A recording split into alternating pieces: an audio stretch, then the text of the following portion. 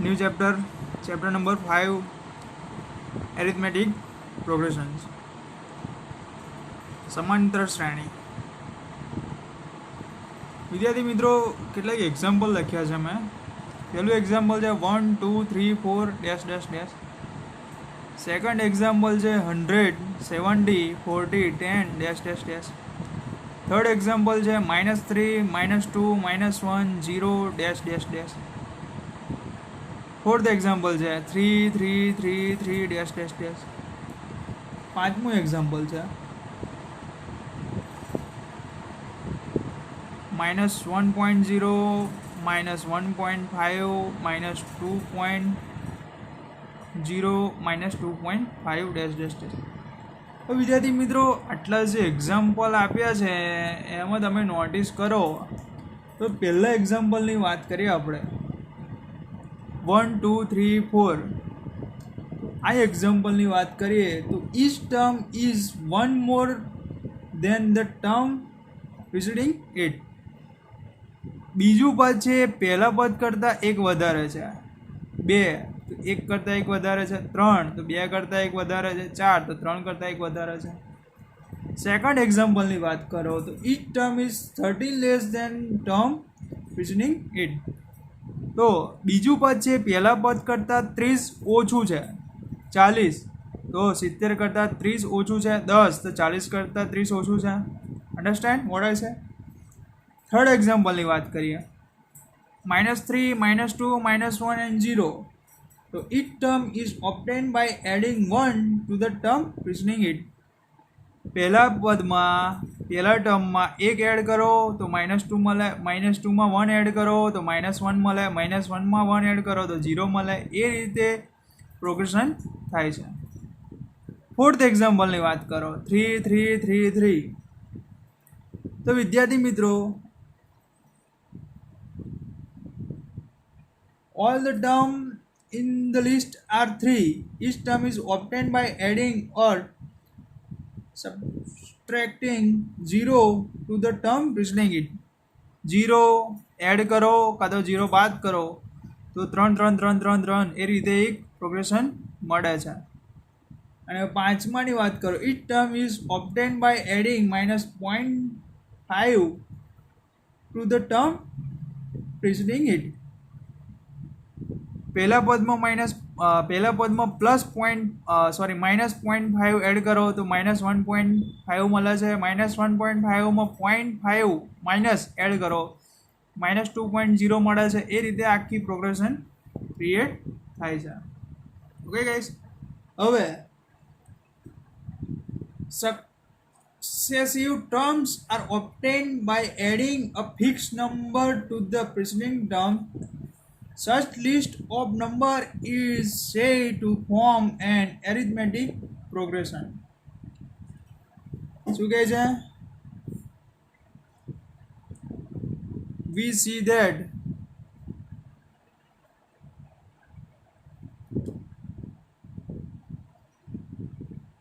successive terms are obtained by adding a fixed number to the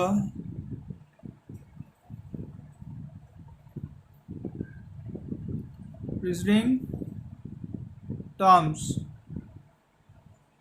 Such list of numbers is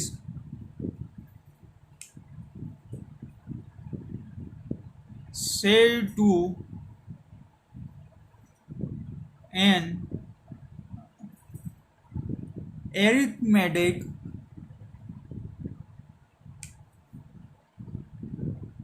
progression। AP। Understand guys what I say?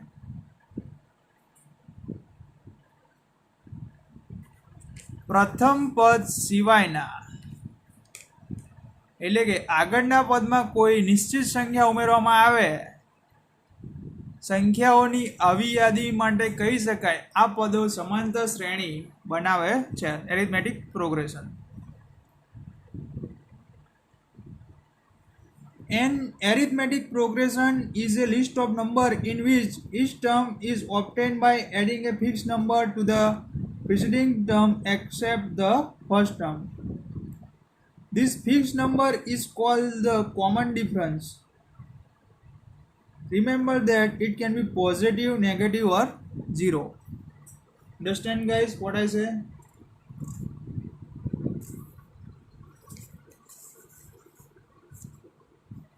See guys, an arithmetic progression is a list of numbers in which each term is obtained by adding a fixed number to the preceding term except the first term. See guys, અહીંયા પહેલાની વાત કરીએ 1 2 3 4 તો અહીંયા +1 add કરીએ છીએ બધામાં તો આપણને આગળની પ્રોગ્રેશન એટલે કે શ્રેણી મળે છે. તો ડિફરન્સ કેટલો થશે 1. સેકન્ડમાં ડિફરન્સ કેટલો થશે 13 -13. થર્ડમાં ડિફરન્સ કેટલો થશે +1. આમાં ડિફરન્સ કેટલો થશે 0 અને પાંચમામાં ડિફરન્સ કેટલો થશે તો -0.5.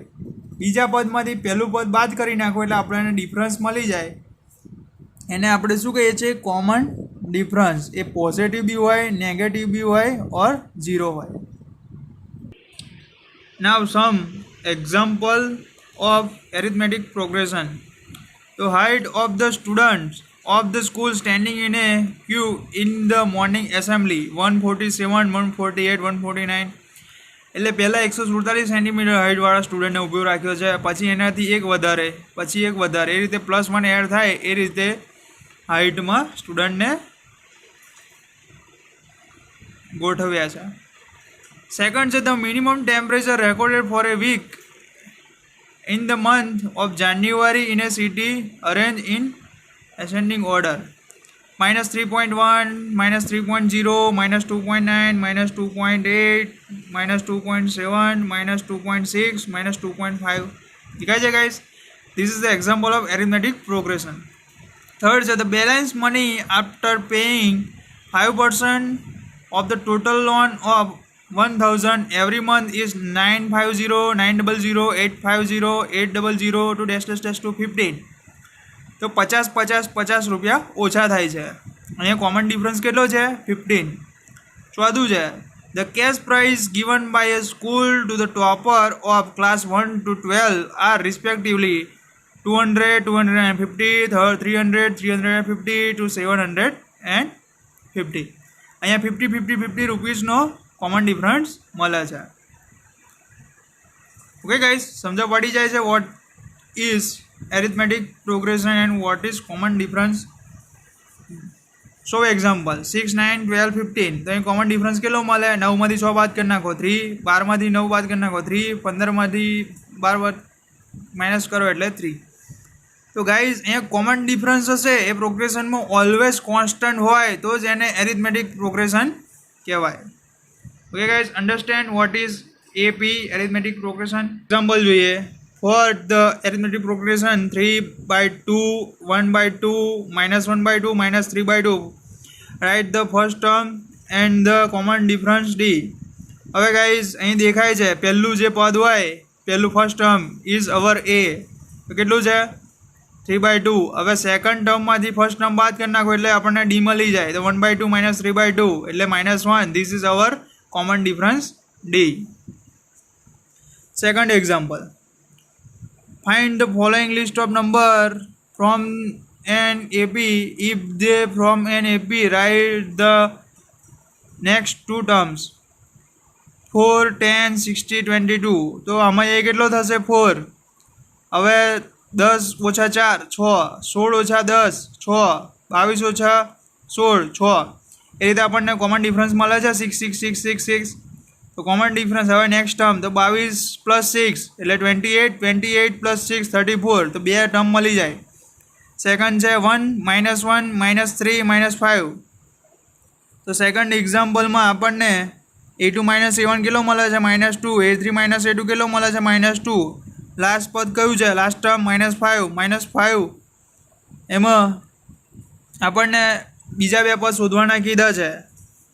તો -5 -2 -7 એન્ડ -9 બે આપણને ટર્મ મળી જાય. ઓકે, અહીંયા કોમન ડિફરન્સ સેમ થવો જોઈએ તો આપણને એપી એન્ડ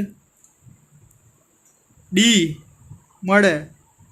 ચોથું એક્ઝામ્પલ જોઈ લો, 1 1 1 2 2 2 3 3 3. તો C guys, a2 - a1 0, a3 - a2 0, a4 - a3 1. અહીંયા કોમન ડિફરન્સ સેમ થતો નથી, આથી this is not an AP, arithmetic progression છે નહીં. ઓકે ગાઈસ, તો આ હતું આપણું 5મું chapter arithmetic progression. Common information મેં આપી દીધી છે. નેક્સ્ટ લેક્ચરમાં આપણે એક્સરસાઇઝ 5.1 વિશે ડિસ્કશન કરીશું. Thank you so much guys.